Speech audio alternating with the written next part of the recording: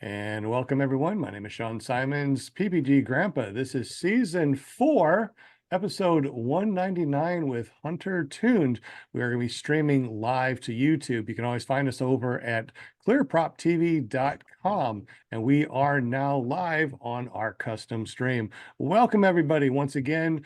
This is season 4, episode 199. Hunter Tuned. This is season 4, episode 199 with Hunter. Oh, I think that was you, Will.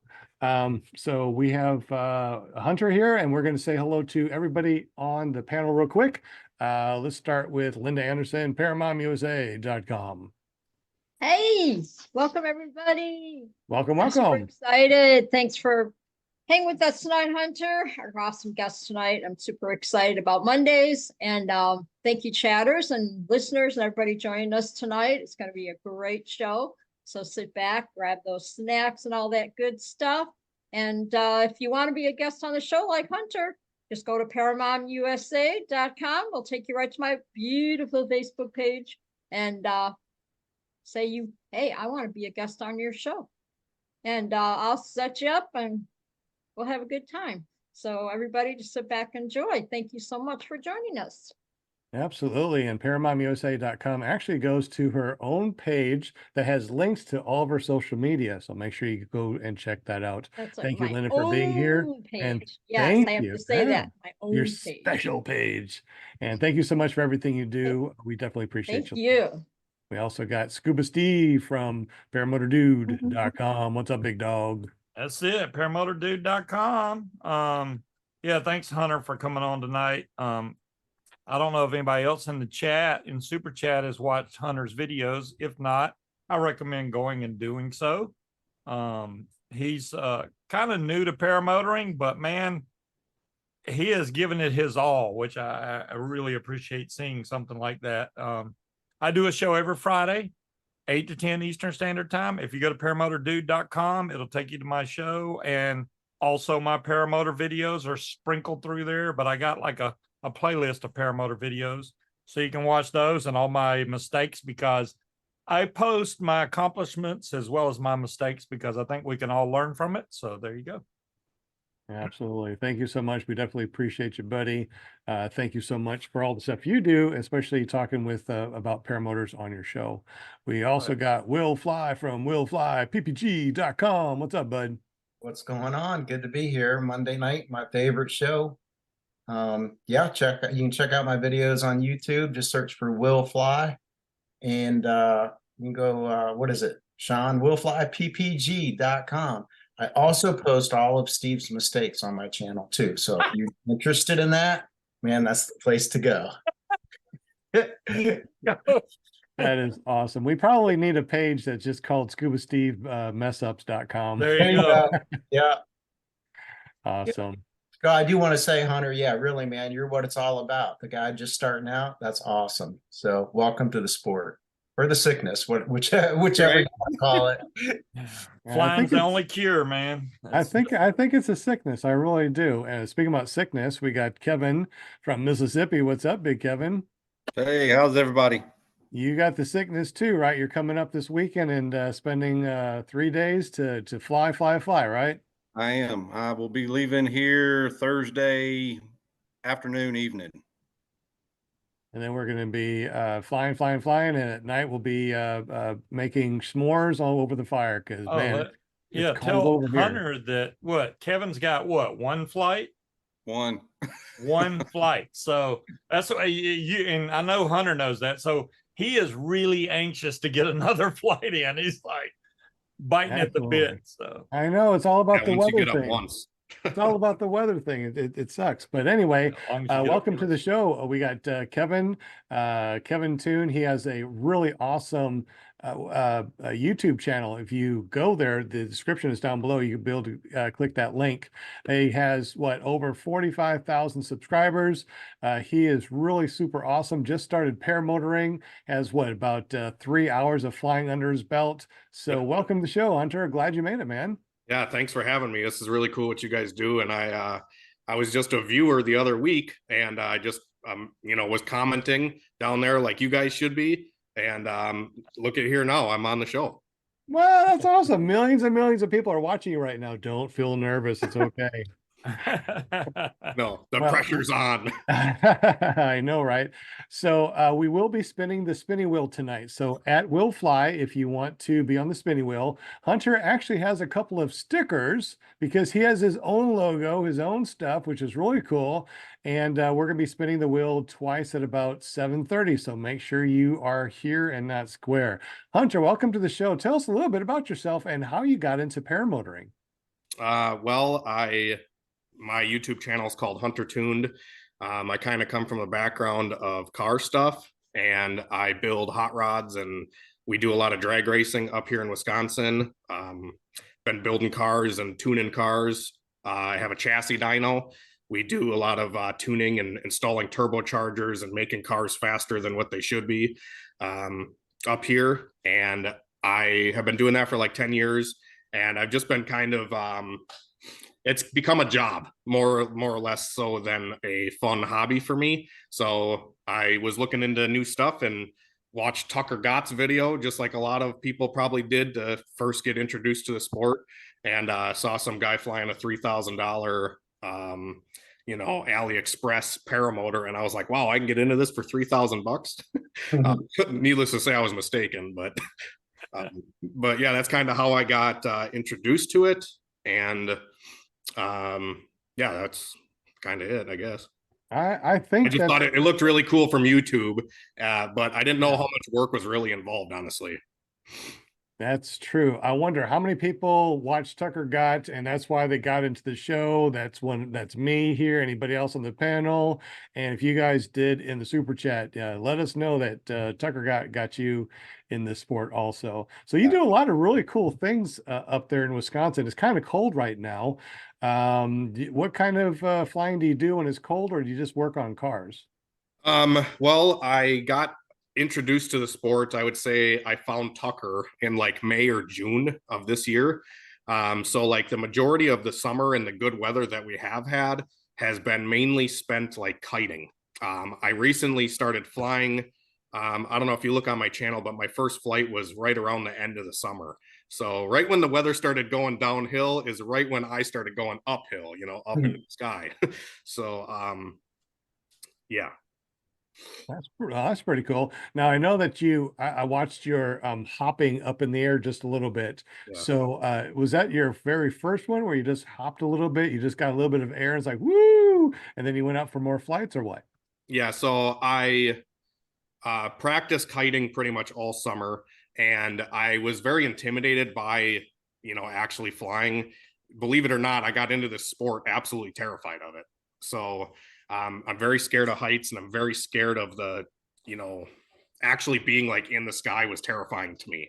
So it was very hard for me to commit actually to launching. So kiting, I got really good at that, or I would say, for me, I got good at it. And then I slowly introduced the motor, and I ran with the motor on my back, and I still kited, and then I had it running. And then eventually I built up enough confidence to actually get into the throttle a little bit. And as soon as I did, I was actually startled one time where it actually just picked me up, and I had no choice but to just kind of fly for a second. And I think I got scared the first couple of times that like it actually picked me up off the ground. I was like, oh crap, this is happening. And then I kind of just went up and came down and practiced taking off and landing a couple times without the variable of turning and actually using brake. I was very fortunate enough to have a very big LZ, as you guys say, or paramotor pilots, a takeoff place or a landing spot. A local farmer here actually gave me access to about 100-acre field with pretty much no trees. You guys can see in the bunny hop videos, it's a pretty wide open spot. So I kind of just used that place to, get good at taking off and landing and building up the confidence, to actually take flight. And I did that for probably 15 or 20 times, honestly, before I finally went up and I said, you know what, I'm gonna come back to where I took off, because it sucks when you take off and then you land like away from your vehicle or whatever, and then you got to hike all your gear way back to the vehicle. So I got sick of doing that after about 15 or 20 times, and I told myself I'm gonna turn around and go back to the truck, and I did. That's pretty awesome. So, what kind of gear are you flying right now? What is your motor? What is your wing? And what is your all-up weight? So I bought some gear used from a local paramotor pilot that got out of the sport to get into his private. He got his private pilot's license, and he needed the money to kind of get into that stuff. But I got a pretty good deal on a Parajet Maverick and a Moster 185, and I actually bought the motor and an Ozone Spider 3 as like a package deal from this guy for a pretty good price. And then I was told by a couple people that like maybe the wing, I might be a little bit heavy on that Spider 3. So I ended up buying from another local guy, Ozone Kona 2 27 meter. And he kind of told me that would probably be a better wing for me to have my takeoffs would be a little bit easier, and it'd be probably a little bit more stable in flight and a little bit better for a beginner. So I got the Ozone Kona 2 27 meter, and that's the main wing that I've been flying. But the Spider 3 is a wing that I'm hopefully going to progress into, so I'm keeping it around. I thought about selling it, but I think it'd be a good wing to possibly grow into later. Spider 3s are really awesome. Almost a nil win. You can do a reverse on that. What size is your Spider? It's a 26 meter.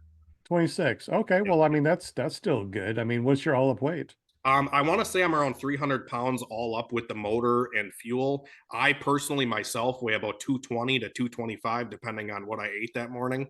And, with my gear and everything like that, I actually did step on the scale with about a half a tank of gas. And I want to say it was around like 290 or something like that, possibly.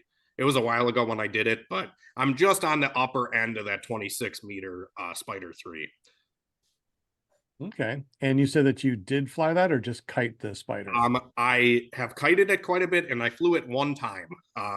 Funny story, I actually was at the park one day here locally, and I packed my wing up kind of crappy, and all the lines got tangled. Like, it was a disaster. I wish I had a picture I would show you guys.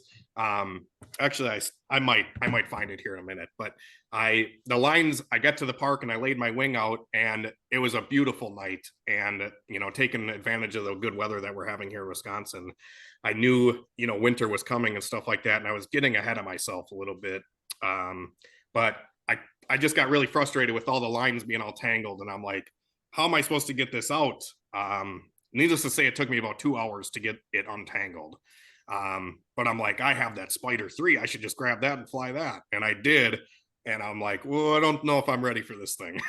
But I did fly it one time. Just did a little lap around my little park that is local here. And holy crap, man, that thing's so much faster than the Kona. Oh yeah, absolutely. Spider is just incredible. My first wing was a Roadster 3, which is the heavier version of the Spider 3. And my first wing was a 28. And I think I was 220 pounds-ish when I first started also. Kind of gained a little bit of weight. So I'm trying to do a little something about that. Yeah. But yeah. I figured I'd be losing more weight getting into this sport. But I guess I'm not as much as I thought. Yeah, it's amazing. Once you do your training and your kiting and your flying, then it's like, oh, well, this is easy. All you have to do is do this, give some gas and I'm flying, and then you start to balloon up again. Yeah, man. Yeah, that happened to me. So I mean, Sean's got some videos, and I know there's a lot of other videos on YouTube of how to detangle your wing. Yeah, well, I guess I learned the hard way with a lot of stuff. I tune cars and I drag race and stuff like that. We always push stuff to the limit, and we turn up the boost and turn up the motor a little bit more and more until it explodes, and then you're like, okay, now I know what not to do. Yeah, so I did get a couple tangles before that day, but this one specifically that day, man, it really made me frustrated, and I learned pretty quick of how to just start at the A at the top of the wing and then just walk your way back to the riser and just kind of pull the pull the risers up through the A's or whatever. And I just did that, and slowly but surely I ended up getting it all out. But yeah, it was definitely a learning curve trying to get the tangles out of the lines. And now I'm learning how to pack it up a little bit better, so that doesn't happen in the future. So when I get to the park or get to the place I'm going to fly at, it's just as simple as laying it out and being ready to go. Absolutely. Sounds like you learned the secret, because that is the secret, going from the leading edge with that A, walking it back, shaking it through. That's pretty good. Scuba Steve, is there any questions in the super chat? Yeah, we got a couple of them. I'll start with the second one first. Do you desire to fly a trike or a quad? I mean, yeah, I have only done foot launching, but right when I started off in the sport, trike and quad was actually like desirable because, I'm a power sports kind of guy. I like stuff with wheels.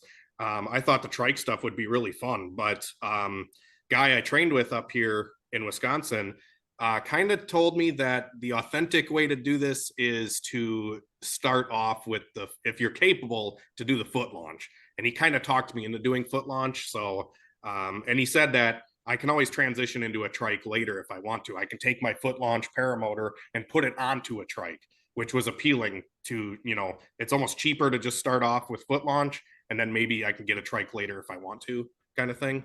There you go. But yeah, I do think it would be it would be easier in ways to trike launch or trike fly, and harder in ways too. So I feel like landing and stuff might be a little bit easier with a trike. Well, the good thing is, if you don't land by your truck, you can just scoot along on your trike right back over to the truck. Exactly. Yeah, for sure. Yeah. Yeah, trikes are wonderful. If it's too windy, you just get in there and you tool around like it's a three-wheeler or something. Yeah. And then Jay just want to know what town you were in and who taught you PPG. Yeah, I'm from Oshkosh, Wisconsin. I trained with Bill Stoll up at Wisconsin Powered Paragliding, and yeah, he's a great instructor. And I kind of just have been doing my own thing for a little bit now. But yeah, that's kind of pretty much where I learned a lot of the stuff. Cool. Yeah. Cool. It's really cool that you have access to, like, what, 100 acres, or what'd you say? I mean, it looked like you got a lot of field over there. Whether you want to do foot launch and or trike, it seems like you got a great field. During the summertime, does he grow something there? Do you have to go someplace else, or what's? So I guess I was very fortunate. I kind of just made a post on my Facebook page, and I'm like, hey, I'm getting into this whole flying thing. Does anybody out there have access or know of any like public parks or anything like that I can fly at? And I was fortunate enough to have a guy that follows me on Facebook was just like, hey, we have all this unused wheat field that we only plant for X amount of time during the year. You can go use this if you want to. And I'm like, oh, wow, that's very nice of them. And yeah, so I pretty much I learned my first couple of flights were in like a stubble cut wheat field. And after that, they gave me access to more and more of their farmland that wasn't being used. And I found a lot of good spots through just local farmers and stuff like that. And then we also have like a couple public parks up here, and I've been flying from a couple of those too. Sorry, I'm a little bit under the weather if you guys can't hear, but it's all good. Yeah, no problem. And because you are in the weather, we said that we're going to just make this an hour tonight. So yeah, see how it goes, whatever. Yeah, that's awesome. Make sure you guys hit that like. That definitely helps everybody. If you like what you've heard so far with Hunter, give him some thumbs up. That's really awesome. Yeah. Any other questions in the super chat? Yeah, well, there's a statement. Who was it who said it? I think it was Greg. He said, my first wing was an Independence Grasshopper single skin. When he moved over to the Universal, it was quite an experience. How much faster he was flying, and how much smaller his LZ appeared to get. So that was kind of what you were experiencing there with the Spider, probably, Hunter. And then he did say, if someone isn't sure if they will eventually go to a trike, do you recommend getting a unit that is trike compatible? I think most units, like I said, you can probably put onto a trike frame, can't you? Yeah, Most, well, that's and that's what I would do. I most, mean, yeah. when I go to a trike, I want the option of having both. Mhm. So it'll probably be like a retracted trike, something along those lines. Tractor trike, the Kangoo basic trike is pretty much universal. That's what I got for my Yeah. fly products frame. So yeah, it Mhm. works. Kangoo Basic has two different plates. You got the smaller plate and the larger plate. So if you need the larger plate, you can use U-bolts, and there's different things that come with it that you can put your foot launch on. So you might want to look into that. The Kangoo Basic is pretty cool.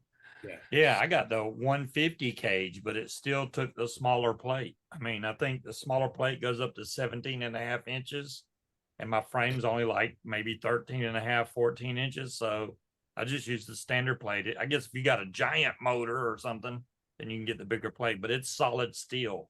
I Mhm. think when they first made them, they were aluminum, but they had problems with them cracking. So now it's a really thick piece of steel that it bolts down to. So. All right. Was there any other questions on the panel before we continue? Walter wants to, if you're a Ford or a Chevy man, Hunter. I'm a Ford car with a Chevy motor kind of guy.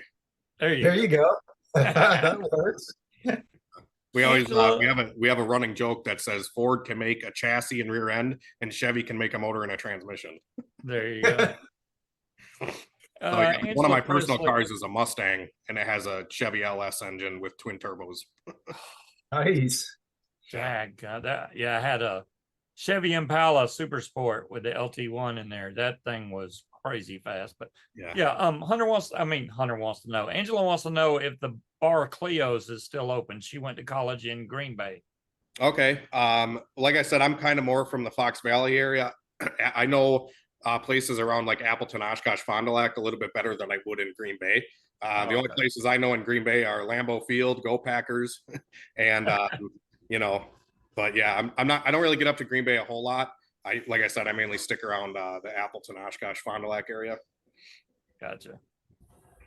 Excellent. That's all my old stomping grounds. Appleton and all my extended family are up there. And Yeah, that's really cool. I didn't know Sean was actually from this neck of the woods until tonight. Yeah, I remember. I mean, I Lord. remember snowdrifts over the house, and having to open up and dig our way out of the house. I mean, it gets it gets really nasty snowy up there. So when I finally made myself, went down south, I really didn't want to go back up there in the snow anymore. I kind of got warm-blooded down here. I don't want to go back up there no more. Yeah. I've been doing some flying recently in some a little bit colder temperatures, and not gonna lie, I have been thinking about trying to make a vacation possibly next month to do some flying down south. I think it would be really cool. There you If go. you want to, and you just want to drop down over here to Arkansas, we got a great place. Come on over. It's a great LZ. Bring a camper or just come over and, stay with us if you want. Oh yeah, thanks for that. I definitely will put that on my wish list. Excellent. Now, also too, guys, if you didn't know, Hunter has a couple of stickers that he's going to be giving away tonight. He has his own logo and stuff. He is pretty popular on the internet, not just for Paramotor, but for a lot of things. He has over 45,000 subscribers. Make sure you go to his YouTube channel. The link's down below. Click subscribe, hit that bell notification, and watch his journey. So if you want to win these stickers, make sure you at Will Fly in the super chat. Don't forget to hit some likes too, and let Will know that you are here and you want to be in the spinny wheel of winning things. I'll be going on in about 5 more minutes, so make sure you say something to Will for the. Yeah, I have a playlist on my channel too, titled Paramotor. So it starts off with me just kind of talking about wanting to get into the sport, and then progressing into my first little flights, a bunch of kiting practice, and I actually talked with Brad Roper. I think he's in Utah. I was just on Facebook one day and I was talking to him, and he said, "I think your next step should be motor taxi." And I'm like, just a light bulb went off in my head. And I said, that was great advice, because I was doing kiting and stuff like that, but I didn't know what my next step could have been. And that was the one thing that he said, you'll know when you're ready to fly once you start doing some motor taxi. So that was pretty good advice that I got. And it instilled some next steps for me to get into the sky. And now most of my last couple of flights, I've been up for 20 to 30 minutes. So. Okay. And you said you got about 3 hours so far of flying. How many flights is that?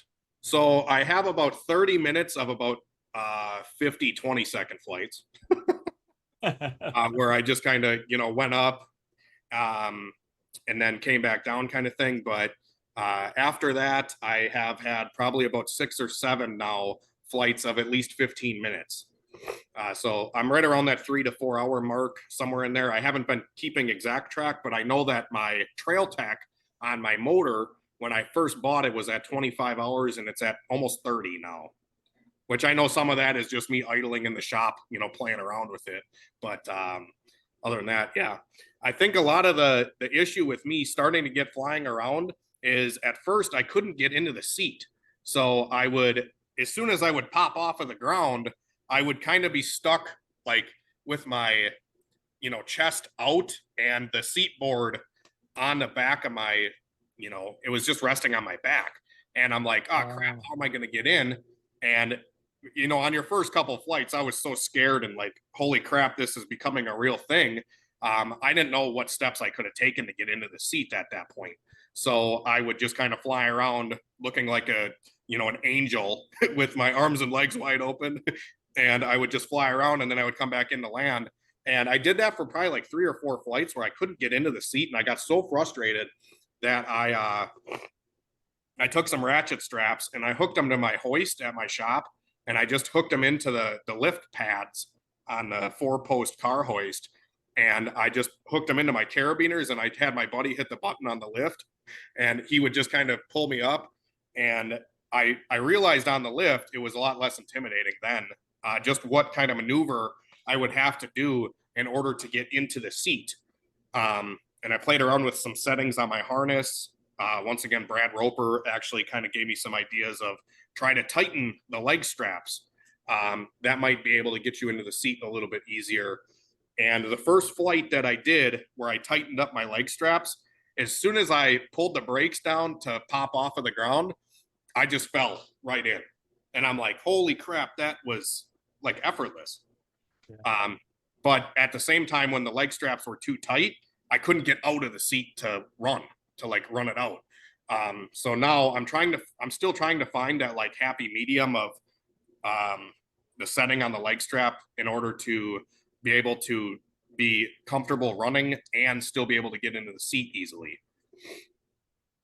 Interesting. So if you lift your knees, are you able to just slide in? So now I can have the leg straps a little bit looser, and I just didn't really realize how much effort I had to put into the movement of kicking your legs up to like slide into the seat.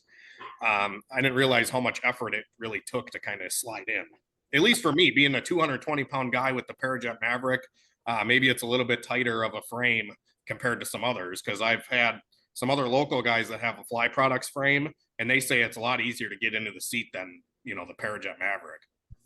Yeah, I know one of the times when I took off, I don't remember if I had the leg straps too tight or too loose, but it took everything I had to get up in the seat. And I usually adjust my leg straps where I can just put a fist in between. Yeah, that's exactly what I was going to say, is have the fist in between there is kind of a great setting to have. And then, yeah, usually that works. As soon as I get in the air, I can just pop back in my seat. There's no strain and, trying to, and you don't want to pull your brakes real hard trying to get in. Right. That's bad. So, yeah. Yeah, it's not as easy as it looks. Right. Yeah, you stow your brakes and then you reach YouTube down. makes it look really easy. They do, yeah. What was it you were saying that Brad was telling you doing what'd you say, motor, what was it with the power motor? Taxi. Power taxi. He said just, go kite with the motor and use the power just to kind of feel the weight kind of come off of you. And eventually, you do that practice with the motor running, kiting. Eventually you get to a feeling, and he said, one day I think you're just going to be confident enough to take off. And sure enough, one day I grabbed a handful of power and I was off. Okay. But it is cool to just practice.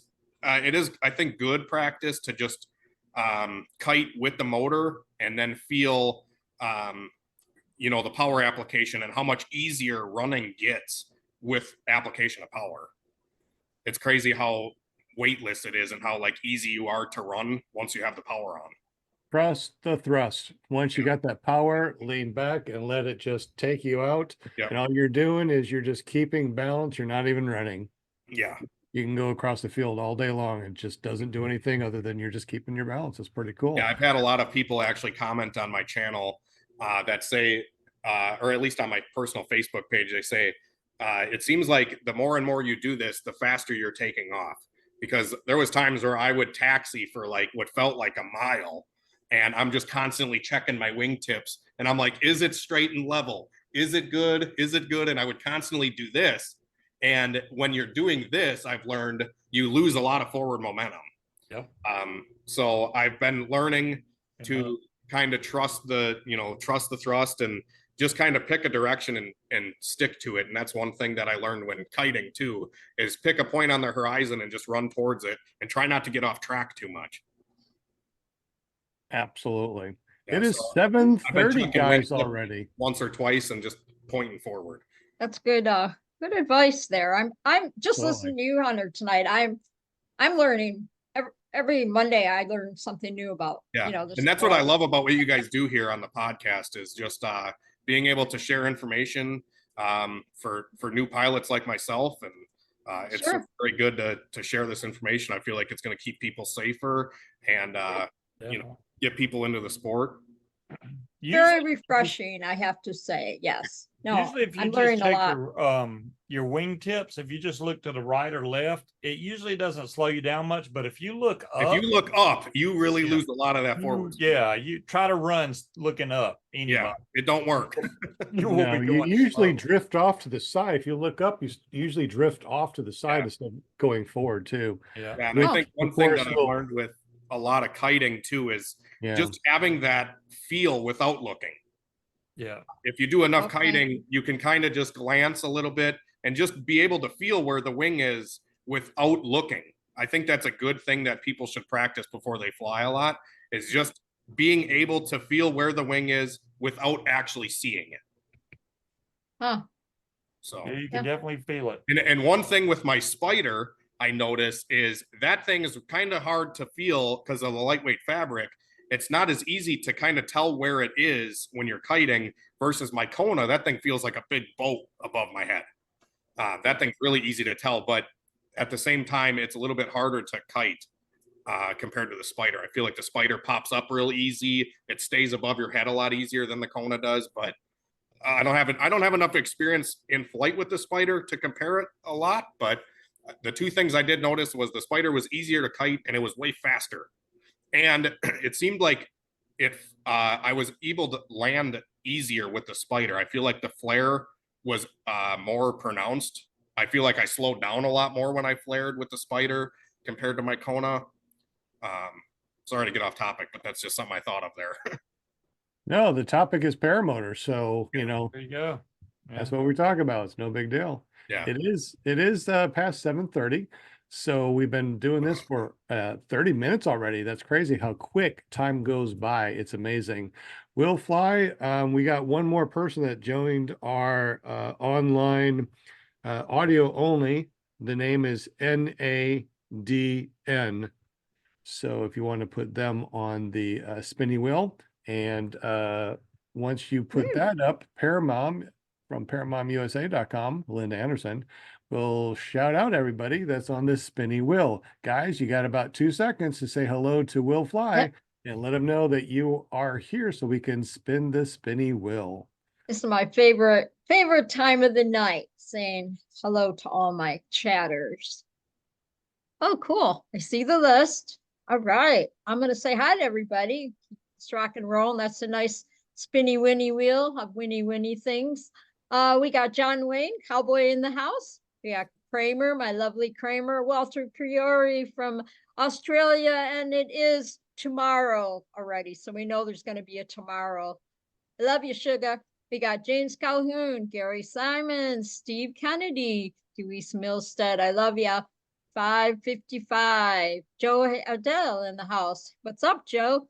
My lovely Flying Flamingo Jade.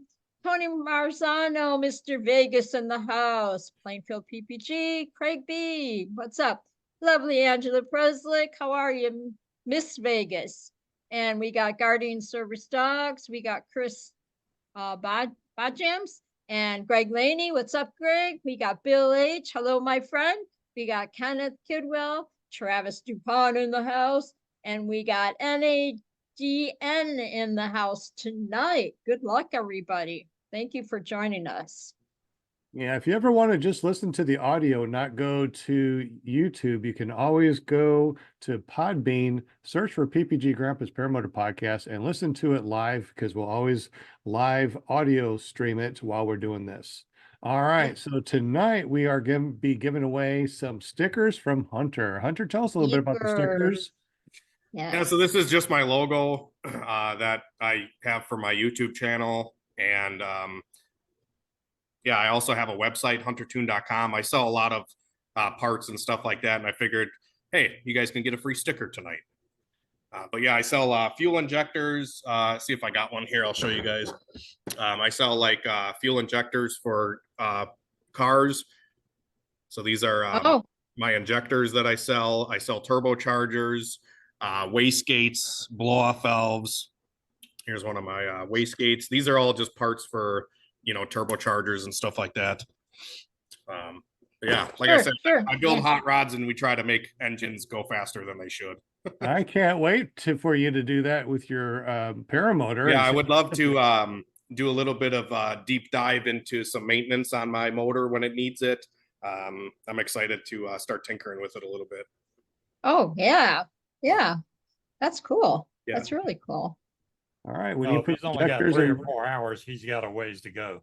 when he puts injectors and you know, turbocharges on his paramotor, I cannot wait to watch those videos. Yeah, there is an EFI Moster 185 now, so maybe I can get into tuning the new EFI model. You have nitro on that thing before you know it, man.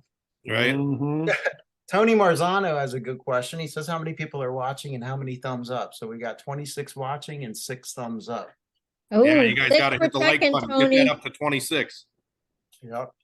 Yeah, thanks for checking, Tony. Appreciate you. Appreciate all my chatters on Monday nights. Much love. Yeah, much you love. guys should definitely like what these guys are doing here. It's awesome with the paramotor community. Oh yes. Yep. I call them my para family. Para family. It is. Yep. Doing this for what, almost 4 years now with you guys, and my panel's awesome, and yeah, and every time I get a new guest on the show, or I find a new guest, it's another para friend. Yeah. You know, and then then when you come on our show, it opens you up to meeting other people and in the sport that share the passion of the sport like you. So that's what it's all about. That's what I love about doing the show.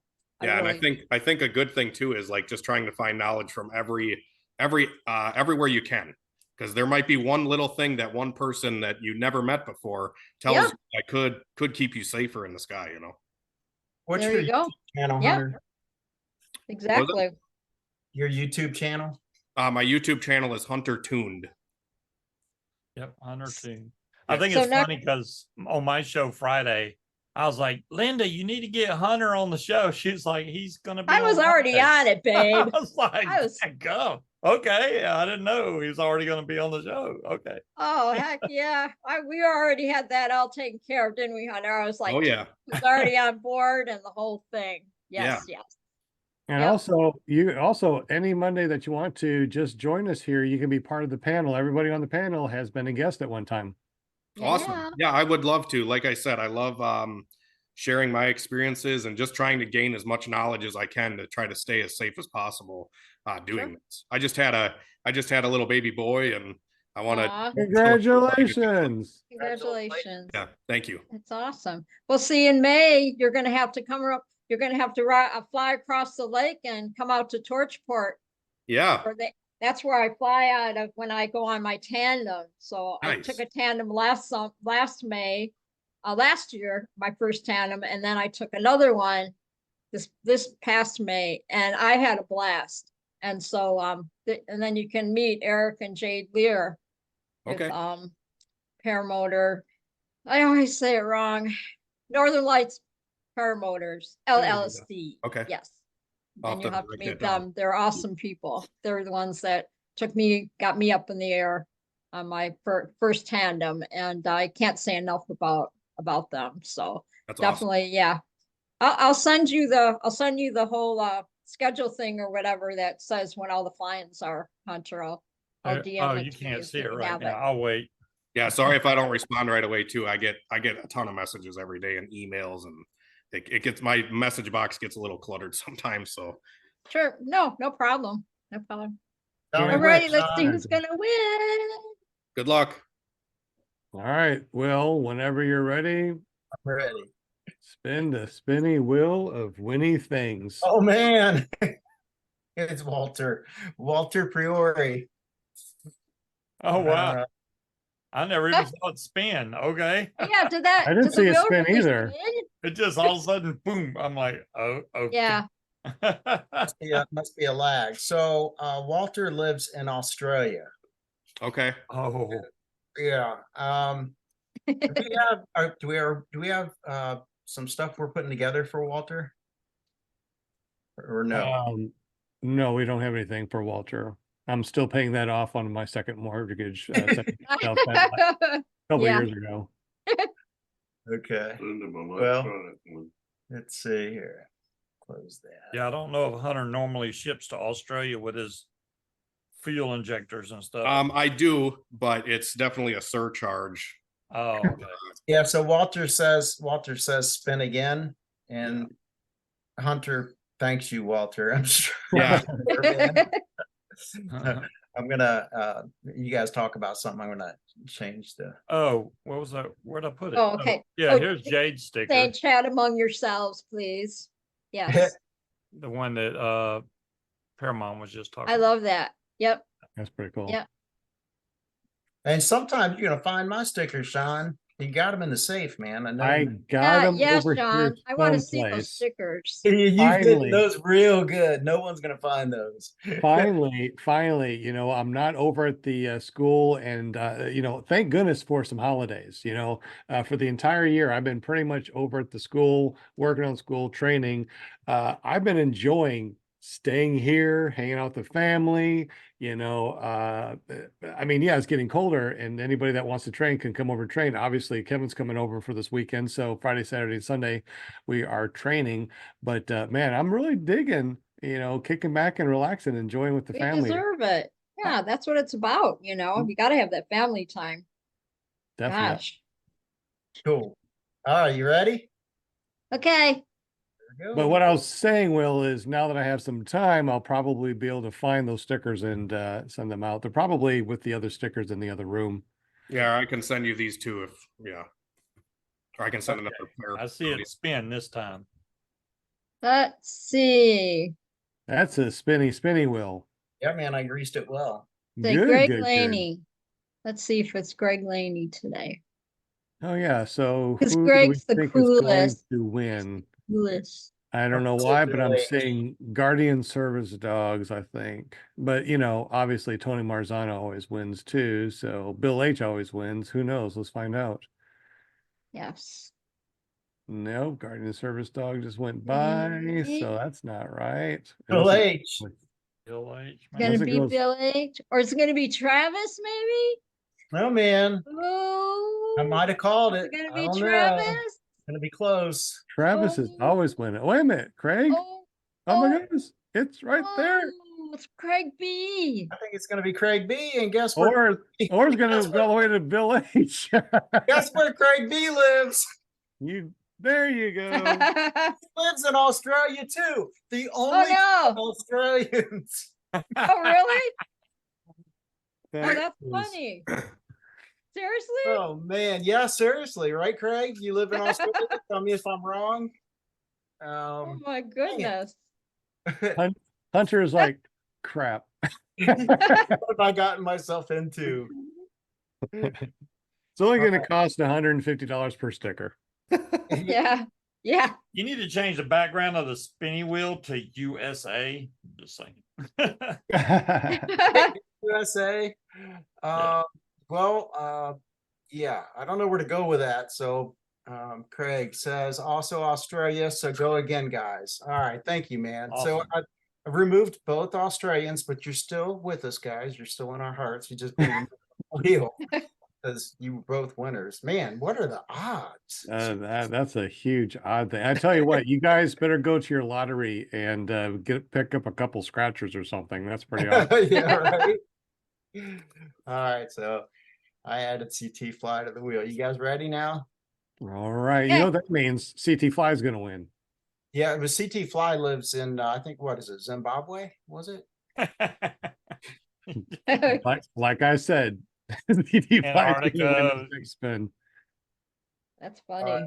So who's it gonna be? CT Fly.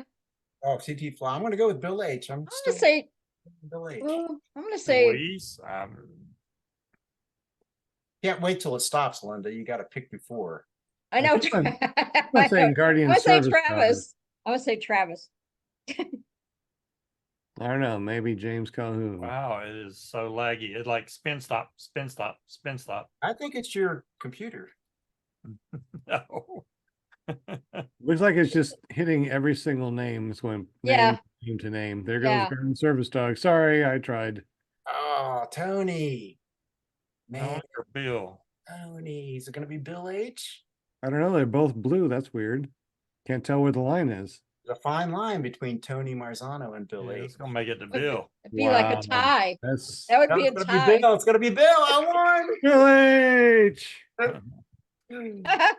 Congratulations, Bill H, who lives in Winner, winner, chicken dinner. All right. Now, good thing about Bill H. Anytime that he does get stickers, he puts it on something so everybody can see all the stickers that he's ever got. We love our stickers. I got them all over my my laptop. So I don't even have room for any now, unless I get another laptop. Okay, so that means we have one more spin, right? One more spin. And also too, Hunter, tell us about how do we get to your website and can they contact you through the website for the stickers? Yeah, you can email me at huntertuned@gmail.com, or honestly, you could probably just text my phone number too. That's 920-410-2144. And then just text me your address and I can get them mailed out to you. But yeah, otherwise my website is huntertuned.com. Huntertuned.com. That's a cool name, man. Thank you. All right, here we go. Shuffle, shuffle, shuffle, then do, do, do, do, do, do, do. All right. I'm gonna go for Travis. I'm gonna see Kramer this time. I've been saying Guardian Service Dog for all this time, so hopefully it's going to work, but probably not. So CT Fly, James Calhoun, Flying Flamingo Jade. Come on. Doesn't Maybe seem like it's going all the way around. And I know it's kind of jumpy, but it's pretty neat the way it jumps. You just have to trust me. Oh, just leave it on Travis. Trust the thrust. Travis. On to Jade. Nope, it's gonna keep going. Is it Jay? It looks like it might be Jim. James Calhoun, maybe? Oh, Jim, I think that you won some stickers, buddy. it's James. James. Yay. I like when you have the little what did you last week? Remember you had the like sound like a cowboy or whatever? Remember Oh you had- yeah, this is a different wheel. Oh, I see. Time to set it up. Well, that's it. So James Calhoun and Bill H, right? And huntertune.com is the website. And what was the email again, Hunter? huntertuned@gmail.com. Or you can get a hold of me on Facebook. I got a lot of social media out there that I'm sure you can find me somewhere. Yeah, unlike a Very lot of cool. YouTubers, Hunter will answer you if you type in his comments. Yeah. So I'm taking my glasses off, so you know what that means while I'm thinking of it. I think that means we're gonna do a heart. Thumbnail. Come on, heart. I thought I'm not sure which trike fits. 1, 2, 3. Parajet. I think it is the retractor trike. You ready, Steve? Oh, ready. Hey, He's talking to himself. 1, 2, 3. I got the heart, Sean. I'm sure Yay. I don't know. Sometimes it works, sometimes it doesn't. it did. because I got them. Yep. Good deal. Perfect. Now's the only time it seemed that it worked. So I don't know. Awesome. are you Thanks, doing Will. anything special for the 200th episode? Wow. 200 yeah. episode is next week, actually, Yes. on the 18th. Yes. We are doing something special. I'm gonna try and round up bunch of alumni. I'll DM a bunch of people There you for go. next week and tell them, and maybe you can put something together like a thumbnail in, like on Facebook, Sean, and just say, make a big deal of it. Our 200 show, come on, join us, something like that. We can hold 100 people on here. So I would really like to see if we can get 100 people back here, at least log in just for the thumbnail if they don't want to stay, but just come in for, the first part of the podcast for our 200 episode. That would be really neat. I mean, 100? How cool would that be? Yeah. So- I think next week, I'm gonna wear like a Santa hat or something because the following week is Christmas. So if you guys want to kind of, do like we did last year, we'll celebrate that, the 200, and then you guys can, wear Santa hats or whatever. I'm going to see if I can find like a Christmas background thingy, whatever, Yeah. so we'll make it fun. Tony, I don't hunt. I was a hunter, but I don't really do a whole lot of hunting anymore. I must have missed that question. No, that's all right. Oh yeah. Oh, sorry. Yeah, We're talking our 200th show. Yes. That's all good. I saw then- that, but I was like, yeah, I'm not asking him that. Does Hunter? Right. It's like a running joke that a lot of people ask me. Oh, okay. Yeah. Okay. Very Well, You need cool. help with setting up the Zoom. Bill, I can help you if you need be. It's not hard. You can use your phone if you want to. If you don't have a computer with a mic and a camera, then you can use your phone if you would like. You can get the Zoom app for free, either on Google Play or iOS, and you can. I didn't think it was this easy to hook in with my laptop too. Oh yeah, real Pretty easy. easy. Yeah, all you need is a free Zoom account, and then all you have to do is click the link, and you are here on the show. So every year we have the same link for all of our shows. So if you've been to any of the shows and you got the link saved, all you have to do is come back or just go back to the guest chat. And if you have been a guest, you're still in the guest chat. Just log in, and like I said, 100 people, how cool would that be? I would really like to see that, actually. Yeah. Very cool thumbnail. That came out really nice. Because I have my new background, and I was wondering, and I can actually, when I look in the picture, I can see me behind. I can see me behind. It sounds cool in theory, but I had 50 March. something on a Zoom call one time. It's chaotic. You had how many? 50 something. 50 something. I'm just saying, jump on for that first 5 minutes, do a thumbnail, and just for the thumbnail thing. You could mute everybody, and then when they want to talk, they can raise their hand or unmute, because otherwise you got 50 people and they're all got their mics going. It's nuts. Yeah. Well, we got that hand thing. So if you put Yeah. your hand up, it actually pops up showing that you got a. Yep. What are you talking about So- next week? The thumb one works for me, Yeah, but I pop can't up. do the hearts for There some I am. I reason. got my. There's the thumb. That's Yeah. We're gonna do the Macarena or the chicken dance here? I'm not sure. I'm kind of confused. Hey, Yeah, Macarena. then you do the thumbs up, then it shows Yeah, the the thumbs up thumbs work. thing. I just can't do the heart. I don't. He's got the hand and the thumb. It doesn't work for me. What? Put your You hand know, up. Who does that? Here, do that Yeah, right there. Big Show it old like scary that. hand. Show it like that. Off to the side. There you go. Now hold it right there for a second. Do you That's see just a thing it. doing a little timer in a circle on your screen? No. It doesn't. Yeah, you have it turned off. That's why. Sure. Ah, I don't even know where to turn it on, let alone turn it off. Yeah, it's so fun. Sorry. Click on more, and then it says recognize hand gestures. Make sure there's a check next to that. I didn't even see that option on my, and I go into settings, right? On the on the at bottom of the Zoom, you'll see where it says mute, stop video. All the way to the right, it says more. Click on more. I'm gonna click it on right now. And then Play chime for raised hands. It says download for me. right below play chime for raised hand, it should say recognize hand gestures. Nope. One does says not? this says reactions. No, it Nope, should say recognize captions. hand gestures. If you don't have that, then you Yeah, probably reactions. That's it. Reactions. Yeah, reactions. Click on the little It's triangle, reactions. parrot triangle. Up you see It's the under little arrow? reactions, but yeah. Oh, raise hand. Okay, let me see. Recognize hand gestures. There he goes.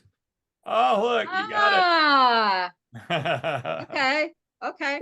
This is the hard one though. Yeah, the heart one. Yeah, that now one's- try to do the heart, Linda. Yeah, do the heart. There we go. See, there's the hearts. Oh, how did she make the heart work? I see the heart already showing. Oh, she just clicked on it. That's not Well, I Yeah. just clicked the No, what that's says looks like you're done with the heart or something. Okay, That's this awesome. is so funny. Well, now I can. Yeah, now I'm going to I'll be playing with this. Right? Reactions, and then if you like, you're all happy and everything, then you hit this one. Where's it here? Oh, Where's I the can't click on any of party these. I don't one? know how you're clicking on them. I can't. I have We no just choice. have way too much fun on here. It looks like we got 20 likes. Thank you so much, everybody. Yes. If you really Thank enjoyed you. this, please hit that thumbs up.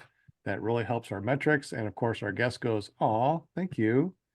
I guess you all like me." Yes. we did. I think we missed. I don't know if we got it or not. But what altitudes did we ask that question? What altitudes? Oh no, we didn't. We didn't ask that yet. What altitudes do you fly at? That's you probably don't go very high, I guess. So Dweez Me? Milstead asked that question. yes. Yeah, for Hunter. Hunter, Dweez Milstead said, "What altitudes are you flying at?" Well, when I first started, I was just doing those little hops at like maybe 50 feet or 75 feet. But recently, now that I've been flying around a little bit more, I'm between like 200 and 400 feet for the most part. The highest I've gone so far is 470. Cool. Do you use Gaggle or anything like that as far as flying? I have Gaggle downloaded on my phone, but I don't really know how to use it, honestly. Okay. I just have like some other altimeter app that I threw in my pocket. And also I just picked up an Insta 360 camera, which I think actually Nice. has that stuff built in and you can like overlay it with video. So I might be trying to do that on an upcoming video. Ooh, nice. So Yeah, you can Gaggle's really fly nice. when I'm flying. Gaggle's really nice because it has a whole community. You can see where other people are flying in your area. I feel like a lot of the stuff on my Gaggle, at least, everybody's private. At least like I don't see a whole lot of public stuff. I feel like a lot of the groups. The one thing I'm seeming to not like about paramotoring, at least around these areas, is it seems like it's very cliquey. Like you have your group over here and then you have your group over here. That's what it seems like, at least. Very clicky, huh? Yeah. Well, if you guys want to join Paramotor Arkansas, let me give you the QR code. So just that on Gaggle? Yeah, that's Gaggle. So you can go here, use your Gaggle, hit the QR code, and anytime that we fly, you'll be able to see. So if you open up your Gaggle, well, actually not opening your Gaggle, just open up your camera and see if this works. See if it works. Oh, Oh, it disappeared. Oh, there it hold is. on. Hold It on, works. Be still. Now Yep, it's opening it my works. Gaggle. Yeah, I got it. Works. Paramotor Arkansas. All right. Arkansas. So you can actually make your own QR codes for wherever you want to. You can invite, you can share, and that way, and you can still make your stuff private so people won't see you fly if you don't want. But it's always nice to make something like this So if you have people that, are are worried about you, your friends and family, if they have the gaggle, even if they don't use the gaggle to go fly, they can, watch you fly and know when you fly, and that way they can keep up with you. So if you want to see people around Paramotor, Arkansas fly, if you want to be part of the group, obviously use your camera and use your QR code, be part of Paramotor, Arkansas, and be part of the group. Was you on a racetrack that day, Sean? I mean, I'm just looking at that flight and looking at you do a racetrack maneuver there.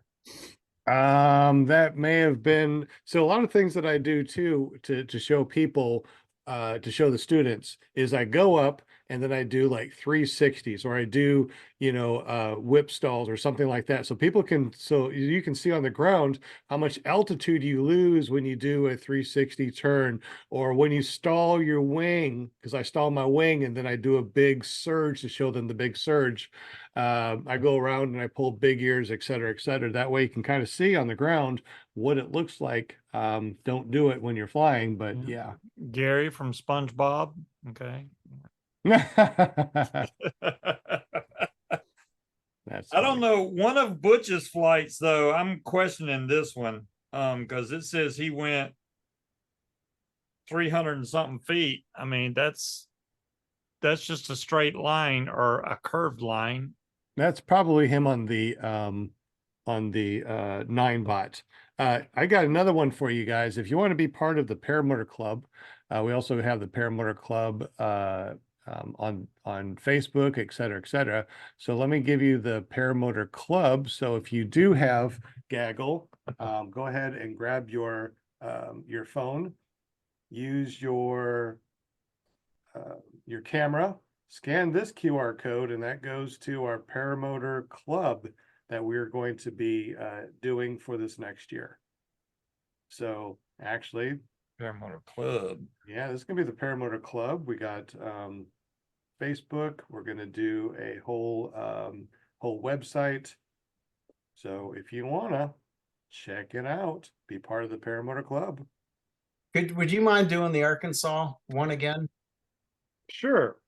please? Gets all great. Oops. Come on.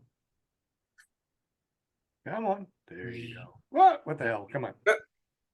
You gotta be quick. I know, right? What's going on here? I There got it it. is. There we go. All right. Thank you. Absolutely. So I really love Gaggle. So I bought the whole version for Gaggle. I think it's amazing what they're doing.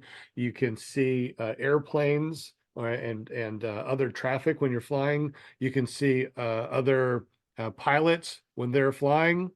It has saved me a couple of times, because I'd be flying at a certain altitude and it would tell me, hey, you got a helicopter, you got a jet, you got an airplane on your 5 o'clock at whatever altitude. I'm like, oh, I better get down. As soon as I get down, 5 minutes later, boom, right where I was. Yeah, it's funny. I actually, with the little amount of flights that I have, I've already been up there with a jet that was off in the distance. Cool. Yeah. Yeah, I don't want to do that around here because we got F-22s, F-35s. They go a wee bit more faster than us. Well, if I could hear them with my headphones on because they are loud. Wow. Be fine. You'd be fine. No big deal. It shakes the whole house every time, and they fly almost every day. It's crazy. Crazy. All right. Once again, Hunter, he has been our guest today. Hunter Tuned. He has his own website, huntertuned.com. Tell us more about more about your website, your .com, what you do, all that fun stuff. Yeah, like I said, I just kind of I got into tuning cars, and we have a racetrack up here called Wisconsin International Raceway, and it's a track local to me. And I pretty much, as soon as I started going there, I started getting into modifying cars and stuff like that. And I've been doing that for like the last 10 years or so. I have a chassis dyno, and We dyno tune vehicles. So that's, if you guys don't know what a chassis dyno is, it's pretty much where you put the car on a treadmill. It's like a treadmill for a car, and the car drives on it, and you can do a bunch of testing and figure out, what parts work on what engines and stuff like that, and kind of dial in setups before you go to the racetrack, so you're not going to the racetrack with something that doesn't work. It's kind of a good testing tool that we use. So that's what I do, and then I sell parts that accommodate the stuff that we do on the dyno, really. So turbochargers and injectors and pretty much anything related to that kind of stuff. Like I said, I've been doing that for the last 10, 15 years. I've been doing that. And it's, like I said, it's kind of become more of a job for me than a hobby. And I recently found the whole PPG thing, which has become my new obsession and my new kind of escape from cars. Well, excellent. Glad that you joined us tonight. Yeah. Like I said, you are more than welcome to hang with us and be part of the panel anytime that you want to. Every Monday night at 7 p.m. Obviously, we jump in a little bit beforehand so we can talk a little bit. But any other questions in the super chat or from the panel before we say goodbye? Not that I remember. Well, Jade asked, does Hunter go to EAA? I'm not even sure what EAA is. It's like a big air show. I think it's one of the biggest ones. It's like right down the street from my house, actually. Whitman Regional Airport or whatever. It's just a big air show where I think there is some PPG guys that go to it. I think like Aviator has a booth there, and I think Kyle O was there last year, just kind of stopped in or whatever. I have gone to EAA, but I typically go for like the airplane night shows and stuff. I'll probably definitely go next year, now being a PPG pilot. See what's out there, There you go. Yeah, you got to get out to those fly-ins, and start getting out, get yourself out there and start, meeting more people, and all that stuff. And oh, heck yeah. Yeah. That's who I trained with, was Kylo. Okay. Yeah. He's actually reached out and done some over messaging advice too for me. So he's pretty much appreciated. I love his videos. For anybody looking to get a little bit more knowledge, he's a great resource. That is so Kyle O right there. Yeah. I mean, he pays attention. He might not comment a lot on things, but when he comments, it's like zing. That's exactly, it's just like perfect. One piece of advice that he gave me too is like, you just got to be a steely-eyed pilot. Just be confident in what you're doing, and I think that's a really good piece of advice too. Yeah, because I was always a little gun shy of getting in the sky initially, but yeah. You're gonna do great things, Hunter. I just know it. Yeah, pretty soon we'll see some 360 video, and Hunter's gonna be like 1,500 feet. Right. That's one thing that I'm still kind of a little bit I'm trying to get myself over, is I feel like once I hit around 500 feet or so, I almost get like vertigo, or like I almost feel like a little dizzy when I'm up there, just because it's like a whole new world, It is. It definitely is. Sure. So I don't know if it's like a little bit of like just kind of scared, or like what kind of feeling it is, or if you guys have experienced that before, where if you get to a certain altitude and you get just a little bit woozy. Actually, I looked down and it looks like Google satellite view to me. Yes. Mm-hmm. I feel like it's only going to happen a couple times and then I'll get over it, because that's right. I've already proven that to myself with starting to fly. The more I'm doing it, the more comfortable I'm getting every time. Yeah, you'll have the same experience once you get comfortable flying at 1,000, 1,500 feet. Yeah, 5,000 feet, you'll have the exact same feeling probably, because your brain doesn't have until you get back to that like comfort level, like, oh, I've been here before. Exactly. Yeah. Okay. Normal stuff. Yeah. Jade says they'll be at the USPPA booth at the EAA thing if you do come. So go check them out. Okay. Yeah. I'm really glad you came on the show. Yep. Me too. Yeah, it's cool, man. I can't wait to see you. I love watching your progression, because you're like moving quick. quicker than I I'm thought. I'm trying not to get ahead of myself at the same time though, because I've already kind of made some mistakes that I kind of want to make some videos on, like you were talking earlier, Steve, of showing my successes and my failures, because Yeah. I've had a few instances where I love this sport so much, right, that I want to get out and fly every possible opportunity that I get. And when the weather is forecasted to be one thing, but you get out to the field and it's something else, should you be flying or should you not be, kind of thing. And I've gone up now in some funky air, and it's definitely a little bit spooky, and just kind of rushing through things. I'm trying to not get ahead of myself with the excitement factor, just trying to be diligent on doing good pre-flights and stuff like that.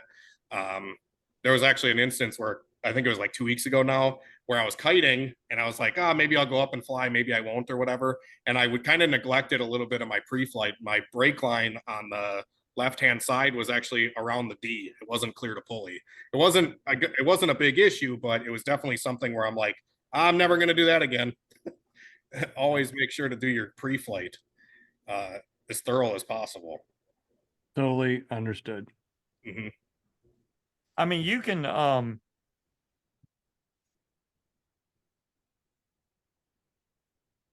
Did Steve freeze? Or I is he- think you did. you He know, might be thinking about his next word. It might be. Do we Are you lose back, the audio? Steve? what? Did y'all lose me? There you Yeah. go. Yeah. All right, there you Oh, are. my bad. I was saying you be the judge. You know, if you go out there and maybe the app's telling you that it's good flying weather, but it's you don't have a good feeling about it, there's no shame in saying, you know what, I'm not gonna fly today. Yeah. You know, you don't have to risk it, man. There's always gonna be a better day. Yeah. No, like I Invite- said, I'm just trying to get ahead of myself. And I'm actually partially thankful that I have flown in some of the little bit more dynamic air just to get my tolerance a little bit higher. It's There you not, go. I don't personally think I'm flying in unsafe conditions, but it's definitely a little bit startling for a beginner like myself to Oh, fly in, you know, a little bit early in the day or a little bit windier conditions. It's crazy how when you turn downwind, it's like you're on a racetrack, and then you turn into the wind, just sitting there, you're parked. You know? It's just a crazy feeling getting up there and flying these things, man. It's like I said, it's been life-changing for me, and I can't wait to share more with everybody too. Cool. Can't There you wait. go. It is life changing. Yeah. That's for Yeah. sure. Yeah, it changed my life just going on that first tandem. And I always tell people, you know, it's different for everybody. You Yeah. know, when you first get in the air, I don't care if you're doing a tandem or if you're flying your own trike, or, you know, your free flight or whatever. Everybody has a different feeling when they go up there, and Yeah. you can't help it. It's just like, gosh, it's overwhelming, but it's so exciting, you know, and when you land, you're just like, when I What did did you my do? first one, when I landed, I was laughing, I was crying, and I was just like, so many emotions, you know. I was so proud of myself that's really stepping out of your comfort zone. And I I just know. did a tandem, you Yeah. know. So That's part but of I the reason find I got my- into the sport too, is I've So- been scared of heights and I wanted to push myself into that. It sounds kind of counterintuitive, you know what I mean? Like it's not something you would think you would want to do, but sometimes facing those fears is like the most rewarding thing you can do. So Yep. one thing I wanted to ask you. Now I know you've felt the rush when you know you're going with the wind, you go really fast. Have you got to a point to where there was enough wind where you either didn't go forward or went backwards? So I flew the other night, and I actually got it. I might be putting a video up of that flight, and it was like almost nothing on the ground, like 2 miles an hour. But if I flew over the windsock at like 200 feet, I swear I was like parked. And as soon as I would start to come down, I would start going forward the closer I got to the ground. Right. But yeah, sometimes flying in those kind of conditions are definitely scary. I think the biggest part for me that's the most scary is like when you're crosswind and when you're turning back into the wind. I always feel like the right side of the wing, if I'm turning right or whatever, that side's just gonna like fold in if the wind is like strong enough. But you know, those are just like dumb fears of mine, I guess, that I have. No, it's Oh, understandable. It's understandable. I mean, I 'Cause won't feel like, isn't that how you'll get like a wingtip collapse or whatever? If the wind is coming at that one side of the wing hard enough, it could push it in. Is that how that works? Or I don't think I mean with you a wing loaded, it takes a lot to, tip a wingtip in. okay. So, I mean, if you're just doing a light turn, or something like that, I don't think that you'd have to really worry about anything. Are you checking your winds aloft before you go up? Yes, I am. And it was forecasted to be that way, but I was like, man, the whole rest of the night leading up to that was like totally calm. It was way smoother than forecasted. So I stayed up. And like as I stayed up towards sunset, I could notice that it was getting stronger as I stayed up. And I'm like, I should probably get down. And I did. It's really fun when you go up and you start flying backwards. Yeah. I haven't experienced that yet. I think the strongest conditions I've flown in are probably like a 10-mile-an-hour wind. A lot. Pretty strong. Nothing like that on the surface. It'd be like, okay, yeah, like a 2 on the surface or a 5 on the surface and 10 aloft.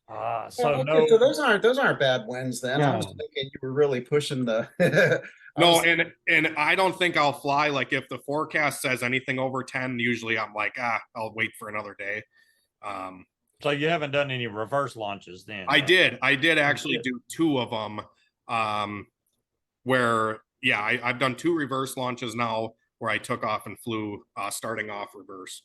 Cool. Which is fun. It's really fun. It's a lot easier because you can almost kite the wing and do your pre-flight while you're on the ground still before you take off. Yeah, exactly. Yeah. I like higher winds myself.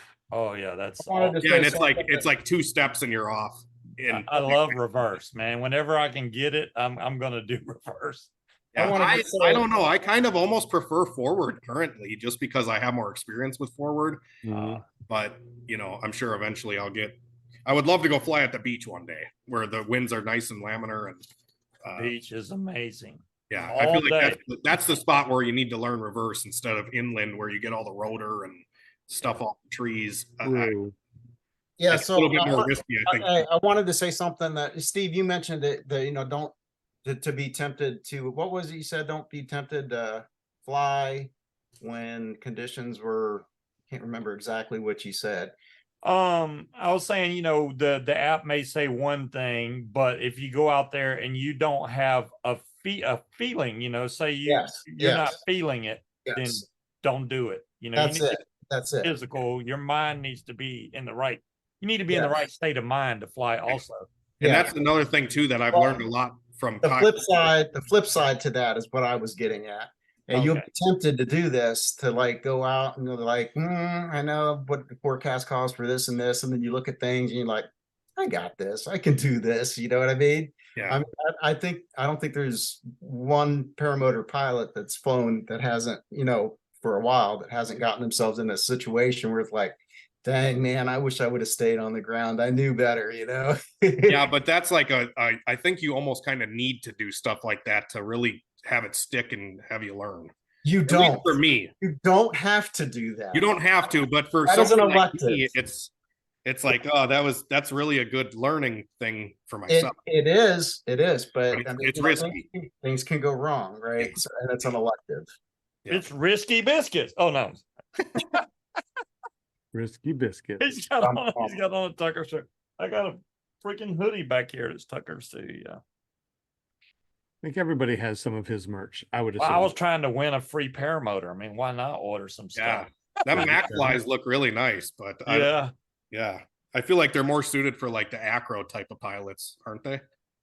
I flew a Mac fly when I trained with Kyle, and I really like the way just the comfort of that thing, even though it has the weird swing arms on it. It's just it was real comfortable. Was it easy to get into the seat? Oh yeah, easy. Because I was watching one of Judson's videos maybe, or somebody, and they were talking about how the Mac fly was a little bit, you had to kick into the seat a little bit more. Maybe it was just his specific one or something. He weighs like 90 pounds. He don't even count. Right. I've never had trouble getting in my seat like that though. So I'm wondering if it's not an adjustment issue on the harness. It's kind of sounding like that to me. That's what it's sounding like, because as soon as I take off, I slide right into my seat without any problem. Just simply lifting your knees. Yeah, Yeah, that with whole me. hang check that Hunter was doing, that's the best way. I mean, you can sit there Absolutely. and practice getting in your seat while you're on the ground, not flying. Exactly. And you know what it's going to be like, you know. Yeah, Yeah, and now how as are soon you- as I get up, How if are your shoulder straps, Hunter? what was that? How tight are your shoulder straps? Are they real loose? I want to say that my shoulder straps are, if you know where the buckles are, like the at the bottom of like the padding, I want to say that that is like almost right here on me. Yeah, that would mean that they would be loose. Okay. Well, I'm not saying too loose. I'm saying I think that means that they would be looser, which Mhm. means the motor would be coming up higher, which means your seat would be up higher. Okay. You would almost have to kind of jump into the seat. hmm I don't know. I mean, I'm just speculating. Well, I think I'm at a point now where I can kick myself into the seat pretty easily. At least I can get, I want to say I can get like 2/3 or 3/4 of the way into the seat on my own with just knee kicking. And then once I'm flying and I can stow my brakes, then I can really get into the seat all the way. And I pull those little comfort tabs where the Those are great, aren't they? Yeah. Oh, they're so awesome. It's That's like comfier than my couch. a Yes. double-edged sword, because if you pull the shoulder straps up tight, the motor feels better on your back because it's up higher. But then But I it's feel like your harder thrust angle's more forward then, isn't it? Yeah, You'll and have then, to lean well, it's back. harder to get in your seat too, because your seat board goes up higher on your back. Then you can't get into it. So maybe So- having them looser is okay. No, Yeah, I think it's the other way around, Steve. I mean, because the motor that's being pulled up by the wing. I guess it really depends on how tall you are. If I bring my shoulder straps way up really tight, then my seat board goes up a little past my rear end, so I have to kind of hop up into my seat. I only have to loosen them maybe that far, and then I'm good. Yeah, I no, I'm just not need talking about to- making it too tight. One of Oh, okay. We also need to ask, what size harness do you have? It's a large, extra large. Yeah. The Parajet. Well, it's right here. I think it's Parajets do that comfort seat anyway, isn't it? yeah, it's an LXL. Yeah. And I just mounted my reserve a couple flights ago too. So having the reserve on the side, getting into the seat's a little bit more difficult with that thing in the way too. But no, like I said, I've been able to get into the seat a little bit easier now. And another thing too that is really helpful with just like getting comfortable up in the sky too is like being able to get up there at a high enough altitude where I can stow my brakes, take a breath, and just like kick back for a second to kind of, let it all go. There's nowhere to go but up now, Hunter. Right. Man. And it's funny, like I was so scared of heights, and now every flight that I go on, I'm like looking forward to going higher than I did the last time. It's so weird because Sean's scared of heights. I'm technically I can't even watch videos where people are up on skyscrapers. It makes my hands sweat. Yep, me too. But if I get on a paramotor, I just feel so comfortable. It doesn't bother me. So and another thing too that I think has helped a lot of my flying anxiety is being able to trust the equipment, and just being able to trust that this thing's not going to just drop out of the sky randomly. I went on a tandem flight with instructor local here, and that's one thing that I was just terrified of the whole time I was on the tandem flight. Is I was just like, man, we're up here with a trash bag above our heads. Is this thing really holding us right now, or just those carabiners can hold all that weight? It's just amazing to think that it can. yeah. Not to mention the little strings. Yeah. Yeah, I get that all the time. I can't believe you go out there and do it with just a piece of fabric holding you up in the air. Yeah. Oh yeah. It's pretty strong, and those lines aren't just little pieces of line. They're pretty strong. Right. Kevlar. Yeah. Extremely strong. Dyneema or something. They have Dyneema. I've had a couple with- of bags on my lines when I've taken off in that little wheat field initially when I first started off, and I've been pretty hard on my wing just in my progression of learning, where the conditions, it wasn't a very nice manicured grass field like I should have been in. It was a little bit of stubble and stuff like that. where I've had a couple snags on those lines, and I'm like, they would almost pull me back, and I'm like, oh crap, did I break a line? And they don't even flinch. Those lines are pretty strong. You can rip the wing pretty easy though. If you Yeah, I patched a hole already. Oh, okay. So I'm making sure you know. Yep. The lines are a little stronger than the wing. You can poke a hole in that wing pretty easy. Or a grasshopper, if you pack your wing up and leave a grasshopper or a moth in there, they'll eat a hole in it. Yeah, they love eating that stuff. Do you kite your wing upside down at all to try to get them out, or what's the best way to get that stuff out of there? You just reach down in there? Upside down kiting and shake it for sure. Yeah. I'm not very good at doing the upside down kiting. Do you have any tips? Yeah. So when you do your regular hand kiting, you have your hand on the A's and one's on the brake, right? So you turn over your wing, and now your brakes are your A's, and your A's are your brakes. So and you need a little bit of a wind to do that, but once you do that, you can kind of kite it up just a little bit and shake it. Okay, and that's usually a pretty good method to clean out the pockets. Usually your buttholes will be able to get all the.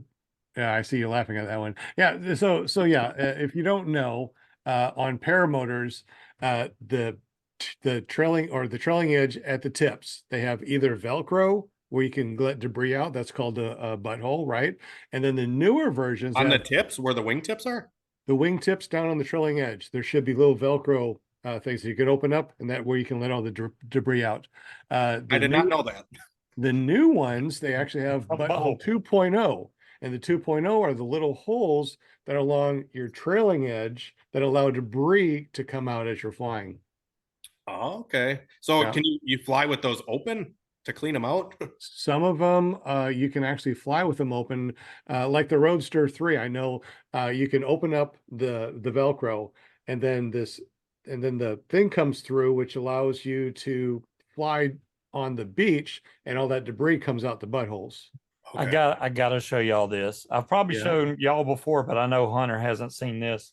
My buddy came into land a couple months ago, and I saw this dark shadow in his wing when he came into land. And I was like, dude, what the hell is in your wing? Oh, nothing. So we turned it upside down.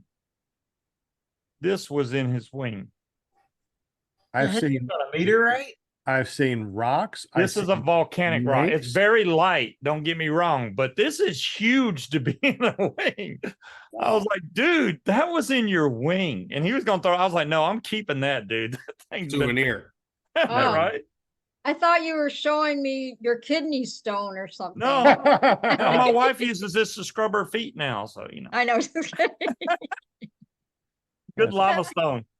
Yeah, so that's a good. Thanks for the tip there. I'll try to see if mine's got Velcro and if I can clean it out, because there's been times where I'll have it laid out in my shop just to kind of inspect the fabric, which I do. Like, I try to do it honestly like once every couple of weeks just to make sure if there's no like any other holes that I developed. I got to pick up some of that ripstop tape. That's a good, I've heard of guys, patching really, really small holes with. If they use that. Oh, you bought the wing used, so you didn't get like free ripstop with your wing. No, I did, but it's only white. Oh, okay. Gotcha. So like, I know I have a few really, really small pinholes that are on the red part of my wing. So I didn't really want it to, Spider 3 butthole. Yeah. That's what they're called, is a butthole. I mean, that's what they're called. Yep. So it does say that there is you have one that has the Velcro. On the Spider, do I have one on the Kona 2? All you have to do is search for it. I'll have to look. Yeah. Okay. But yeah, he's flying the Kona now.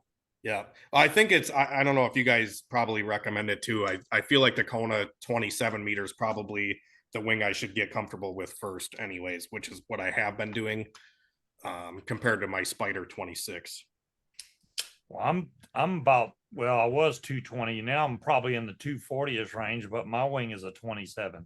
Okay. So it's the same size. I mean, but I got a BGD Magic, which is a Class A wing. So it's like beginner wing. Yeah. Yeah, I've heard good things about the Magic though. It's a good wing. I don't think it flares probably as good as, especially the Spider. It probably That's what, like I said, that's the one flight I did take with my Spider. That's one thing that was predominantly way better is the flare on landing. I felt like I could just pretty much just gracefully come down versus my Kona. I feel like I don't have as much power on the flare. Right. But I feel like that's maybe a characteristic of a slower glider. Maybe they don't have as much flare authority compared to like a more spicier wing like a Spider. I don't know if that's correct or not. He's usually your friend unless you have wind coming at you.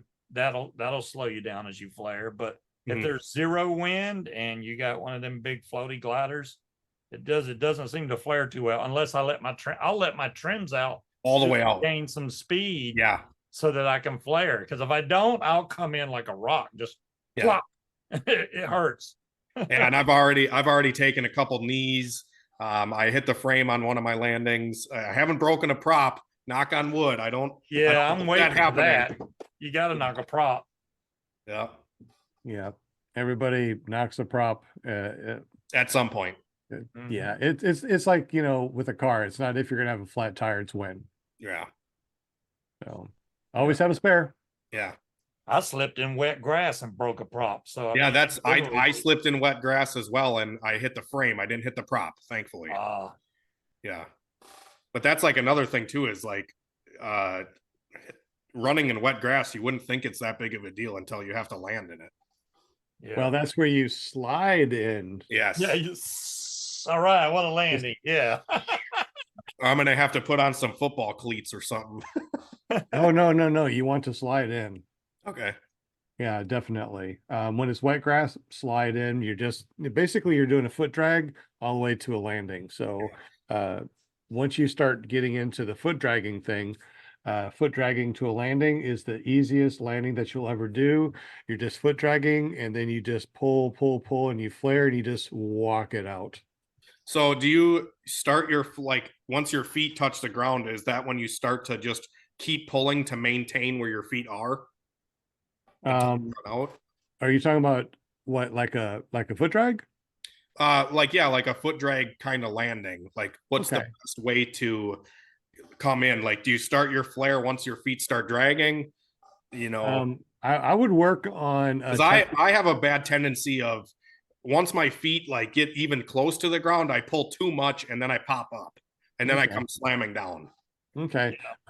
Just go a little bit slower when you're coming, when you're flaring. So it isn't just from here and then flare. It's a nice slow braking. It's like when you're braking in a car, you can keep slowly pulling down. Just slow pull down, and that way you can keep that altitude as you're coming in, and you can just pretty much just walk out.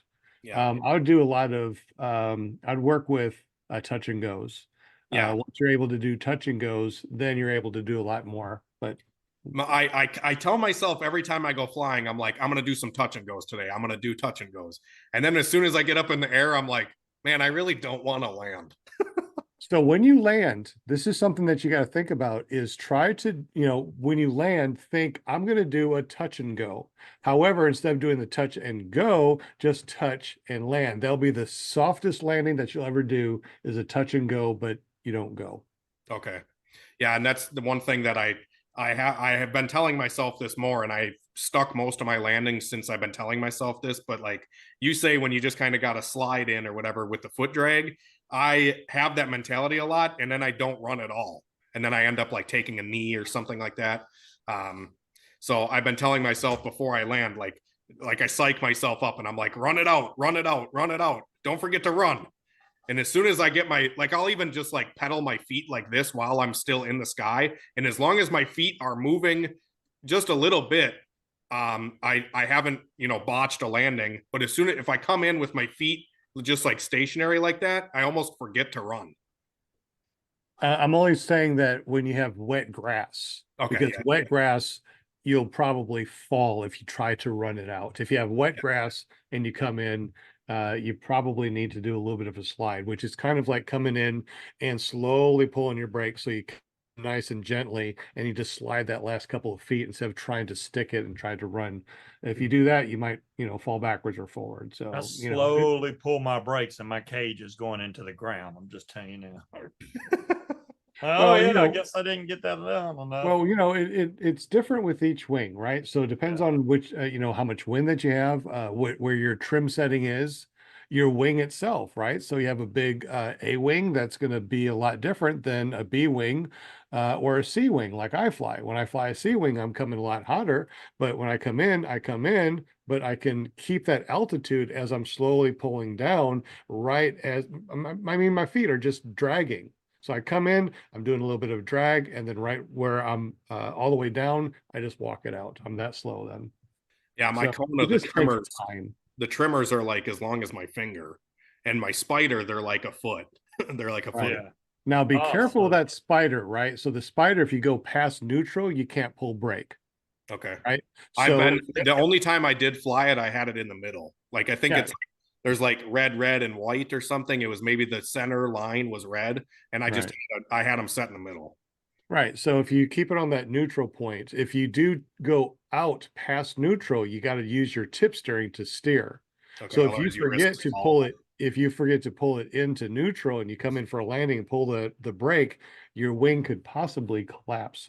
So Okay. you gotta be really careful. And when you're flying, if you're past neutral, to look on your obviously look at your manual. If you're past neutral and you pull brake, you possibly could have a collapse also. Mhm. So past neutral is tip steering. And have you used your tip steering on I your? haven't used the tip steering yet. And the Kona, like I said, the trimmers are really small, and I think I can use brakes at any point on the You trimmers can, on the you Kona. can, yes. Um, and that also has tip steering as well, but I haven't used it On yet. yeah, on most, always look at your manual. Most A wings, they have a small trim setting and they don't have tip steering. If they have tip steering, obviously, if your wing has tip steering, look to see if they say if you're past neutral, don't use brakes. Mhm. So Yeah, the Kona has tip steering and a really small trimmer, which is kind of different. Yeah, I have small trimmers, but no tip steering on my wing. yeah, so definitely look at your manual before you let the trims all the way out and use brakes. It seems like the Kona probably would allow that, but don't listen to me. Always listen to your manual. Yeah, for sure. Very important. And I experienced tip steering one time on a tandem ride that I did, and it's almost like power, like you just pull it like this, and you're like, it's almost like core steering. Which I haven't experienced for myself yet. I haven't felt the resistance of a tip line. It's probably a lot easier to pull than the brake is. I haven't experienced that yet. Yes, and wait until you have 2D tied in. That's where you have your tip steering and your brakes tied in. Depending on where your arms are and how you do it, you're going to be moving pretty fast. You want to do a nice barrel roll or yeah, I think I'm really happy with just really slow cruising around currently. There you go. Me too. Nothing wrong with that at all. There's, If you're able to another local guy that flies around. He's got a BGD Luna too. Yeah.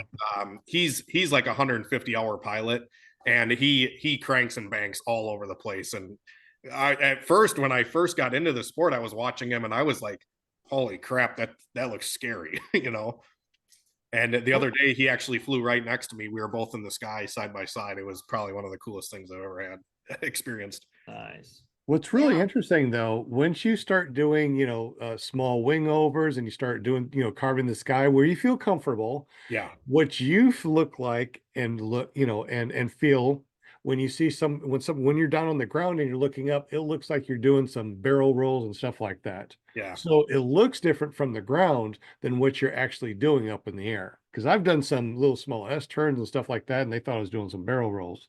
Mm-hmm. Yeah, I think another thing that I'm going to try to get better at too is just controlling the oscillations. I haven't really gone up and purposely like got the thing swinging, but I think it's probably a good training thing that I can train myself a little bit better to just be able to get rid of that. Because I have gotten knocked around a little bit, but that Kona is so safe, I can just kind of go hands up and it kind of just stabilizes itself eventually. But I think that's one thing I want to do on the next couple of flights is I want to kind of swing around a little bit and be able to stop it. Interesting. Yeah. I don't even feel oscillations or anything anymore. My bump tolerance is so crazy because I go up in some really rowdy air. Yeah. And if it doesn't, if my tips don't go in at all, to me, that's not bumpy. Once my tips start flopping in, then to me, I consider it kind of bumpy. Yeah. So, and it's amazing what those wings will do. You would be in some crazy air and those wingtips will not collapse. I didn't really get oscillations till I put it on the trike. And I mean, the best way I could explain it, which Sean will probably, like if you're oscillating, say you go to the right, as the wing's coming back up, that's when you apply brake, and then it'll just even out. Or I was just thinking of like, if it's swinging to the right, I'm just going to turn right, you know? Yeah, if you go on through with it. But I mean, if it goes right and it's starting to come back left, give it a little bit of right brake and it'll just stop right in the Because I did some towing with the instructor here, and on my toes when I first got into this and I didn't really understand, I had that like motorcycle or car mentality where you want to counter steer, and it's like totally opposite with PPG. Is like, if he's like, okay, well, try to do a little bit of a right turn, and I'd pull right and I'd almost pull too much, and I'd be like, oh, I want to go left again, and I did one of these maneuvers and it started going like this, and I'm like, oh crap, like, you know, you don't want to pull left when it's if you're doing it that way, it'll make it worse. Don't do the wrong. Right. So I learned that in towing, and now it's like, oh nope, just slowly come out of the brake. Yeah. You know, slow inputs in and out is really going to keep it stable.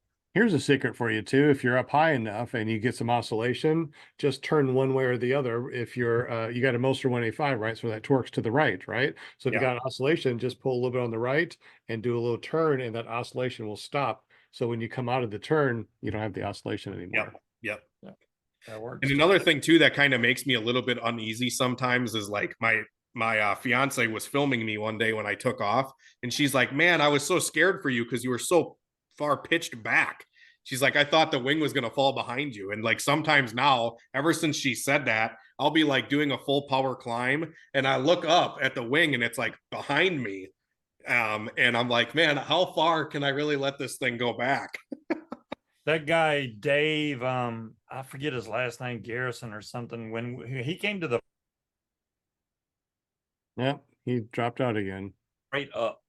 But he does some crazy acros, so don't try to copy that. No. I want to know what like is safe, you know, like how far can I let it fall back? And then like, if I want to build energy, because this is really a fun thing that I did, I think like a couple times in my couple hours flying, is I would come into power and then I would kind of just let it go and let the wing kind of come forward and just feeling that like that surge come forward is really fun, but I don't want it to come too far forward, or if that's even a thing of concern when it's loaded.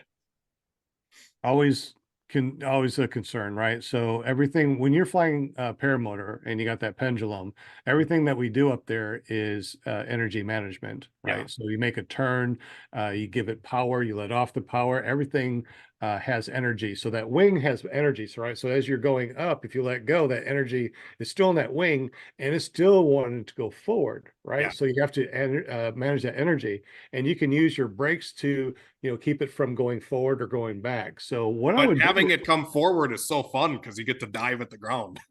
Right. Just be careful how that's dangerous. Like if you did that whole thing where your wing's behind you and you let off the gas quick, it's going to surge forward real, and then it's going to take a funnel collapse. Right. You're going to splat the ground. So. No, and I'll as soon as I see it, I'm on the brakes to stop it. But I have felt it where it's just like, oh, and I've watched other pilots do that where they're purposely like, you know, I don't know if it's a safe thing to be doing. And I mentioned it actually to the pilots after I watched them do it, but they'd be coming in and they'd just be on the power, off the power, just kind of playing with that up and down kind of, you know, energy. The porpoise maneuver. Yeah. So if you use the power, that's porpoising. If you just pull, if you have it, you know, idling and you're pulling, that's called whip stalls. So you're whipping and you're stalling, right? So you stall and then you whip, you stall and then you whip. So that's whip stalls. Power is porpoising. But yeah, it's fun to do. But once again, you got to be safe when you're doing it, and you know, it's energy management. Tough to know like where the safe spot really is. And the way to do that is to get yourself to an SIV course whenever you feel like you're ready to do that. An SIV course will give you so much more confidence because you'll understand what all your lines do. When you go up there and you pull your A lines, your B lines, and you do frontal collapses, you do horseshoes, you're able to do spirals, flat down spirals, and wing overs in an SIV course. You feel more confident because you know that this wing is not going to collapse, or if it does collapse, you're pulling everything that you got to collapse it. And as soon as you let go, it's like, whoop, and it's really hard to collapse these wings. It's really a good thing. I would suggest anybody that is able to get out there and do an SIV course. They're really awesome. But I also at the same time don't know if I'm ever going to be, I say that now, but I don't know if I'm ever going to be a pilot that's really, being the risky type. But oh, no, it's not about risky. It's like what happens if something happens, you get to know what your wing does. So you go through your SIV course, but you never do acro when you're flying a paramotor, right? Because that's different, right? What I like to do is go to the SIV courses so I can feel what the wing does. You're in a free flight harness, you get towed up so you don't have the motor on your back, and you can really feel and you get to know what each of these lines do. What happens if this gets pulled over here? What happens if this gets pulled? What happens if you get a collapse? You have to recollapse your wing sometimes to reinflate your wing. So it really just helps you when you get into really rowdier wind and you advance into more rowdier wind, you get to know what your wing actually does. So an SIV course is not an acro course. An SIV course is to understand what your wing does in certain situations. And you get to throw a reserve so you can actually feel what a reserve throw feels like in real life. Yeah, that scares me, even thinking about having to throw a reserve, or even if it's like intentional throw, like what you would do in an SIV, it still is nerve wracking to think about. It's nerve wracking until you do it. And then it's like, oh, no big deal. Really? Just like driving a car. When you first get into a car at 16 years old, it's nerve wracking. Now you probably drive across town and you don't even remember putting on your seatbelt or pressing the gas or brake or even how you got there. So, I mean, nerve wracking when you're first learning stuff for sure. That's how this whole sport has been. This entire progression it's scary at first. And then once you do it, it's like you're overwhelmingly confident. Yes. Never stop learning, man. You learn every day. Yep. Absolutely. That's the way to do it. Well, Kevin said he had to go. So he said, hope everyone has a great night. And yeah, it's almost 9 o'clock. So we've been talking for a long time. I really appreciate everyone hanging out. And I know Will Fly usually has to get out of here pretty quick too. So thank you for hanging out with us. Yeah, man. So once again, Hunter, let everybody know your .com, what you do, how to get up with you, and we'll let you go. And we'll say goodbye to everybody else on the panel. Yeah, thanks for having me, guys. I was really fun. I hope we can do it again sometime and talk more and keep learning. But yeah, I mainly do car stuff. We build hot rods, do dyno tuning, stuff like that. I recently got into the paramotor stuff, been documenting most of it on my YouTube channel and my personal Facebook page. But yeah, my YouTube channel is called Hunter Tuned, and my website is huntertuned.com. And my personal Facebook page, you guys can add me as a friend or whatever if you want on there. It's Hunter Mulhollon. You guys can see my name here on the screen. Just type that on Facebook. You can add me as a friend and follow along with my progression with PPG. And can't wait to get up and go fly again. Absolutely. Well, thank you so much, Hunter. I definitely appreciate you, buddy. Thank you, Hunter. Yeah. Like I said, I appreciate you guys too. You guys, what you're doing here is awesome. And I'm glad to be a part of it. I hope you can come back every week and be part of the panel. Yes, Yeah. welcome. That's right. Yes. Thank you, Hunter. Be safe out there. Yeah, thank you. You guys too. Thank you, buddy. See ya. All right. So, Linda Anderson, your turn to say goodbye, ma'am. Goodbye. No, thank you, chatters and listeners and all that stuff for hanging with us tonight. This was a lot of fun. I appreciate y'all on Monday nights. I appreciate my panel too. And next week is our 200th show. Para peeps out there in Paraland. So come join us. Jump in the Zoom. Join the party. It's going to be a lot of fun. So I've got January, I have January 15th and January 22nd. I already have guests for both those days. You guys saw the calendar, the booking calendar there. So I'm pretty excited about that. I still have the 29th is open and the 8th. So January 8th and 29th is open. So if you guys have anybody, send them over to me. You know, I really appreciate it. And, you know, I get on it and get them on the show. So I don't know if you want to do New Year's Day, if that's something you're thinking about, Sean. I don't know. So- We'll just see what happens because you know we got the 25th Christmas and New Year's Day. I mean, hey, I guess we could, you know, see what happens. We can keep those days open, obviously. Yeah. And we'll just go with the roll, right? Okay, so we'll just kind of concentrate on next Monday, and you know, I think it'll be a fun show. So if you want to be a guest on the show, on my show, go to paramomusa.com and takes you to my Facebook page, and let me know that. Just say, hey, I want to be on your show, and I'll get you set up just like Hunter, and then you can join our panel too if you want. So. And hang with us every Monday night, because this is the place to be on Monday, right here, right here. Absolutely. Yes. Don't you have a famous son that you want to throw a spot in real quick? Oh, sorry, the coffee kicked in. Yes, Thursday night, paraglidingtalk.com with your host, Robert Michaels, my other awesomest son. And we always have a really good time on his show, talking paraglider, sometimes paramotor, you know, talk about everything, safety, all that stuff. So, yeah, check it out, Hunter, on Thursday nights, paraglidingtalk.com. Robert's been paragliding since 2017.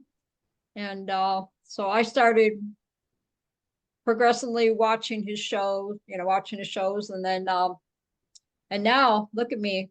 Now I'm doing this show and he's doing his show. So that's so cool.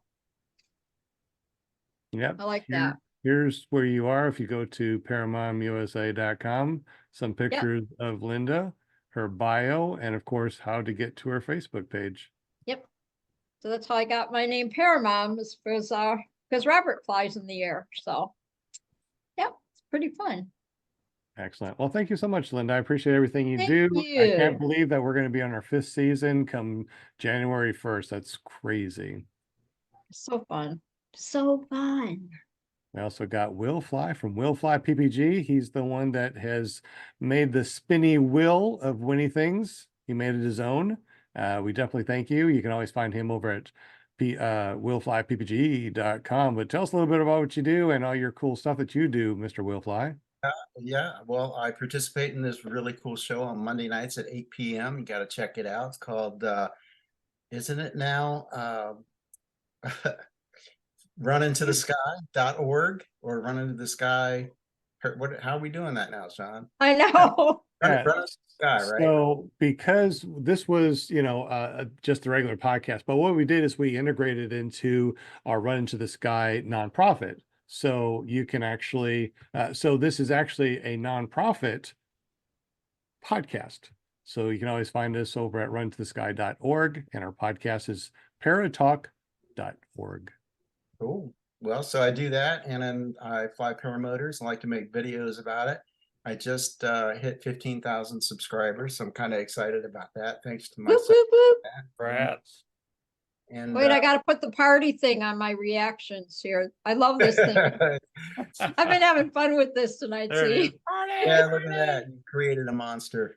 So, yeah, no, just I love flying. I've always loved flying, and I've got to spend a lot of time flying airplanes. And tell you, paramotoring just scratches all the itches, and it does it so much nicer. I mean, you're up there with the nature and just you. And I don't know. I was talking to somebody today, and I said that the only time I ever feel 100% okay, and I mean 100%, is when I'm flying in a paramotor.